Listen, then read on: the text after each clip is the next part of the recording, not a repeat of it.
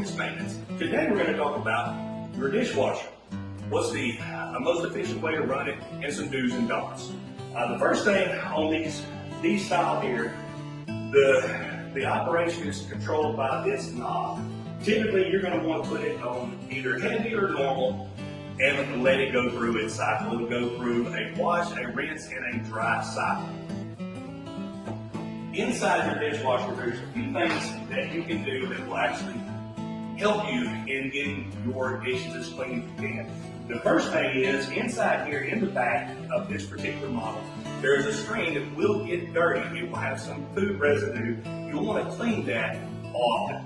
You want the drain to be as clean as possible to make sure that all of the water, the dirty water, is drained out at the correct time. The other thing, what detergent is best with these with a lid.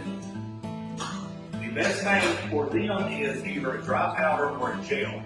You cannot fit a pod inside there and it operates normally. If you use a pod, which is highly recommended, you will throw the pod directly into the bottom and start the cycle. Now this is the place where you would put your rinse agent, such as Jet Dry. Once you put the bottle of Jet Dry in and you screw this back in, it is an automatic function. Each time you open and close the lid, it will load and unload the rinse agent.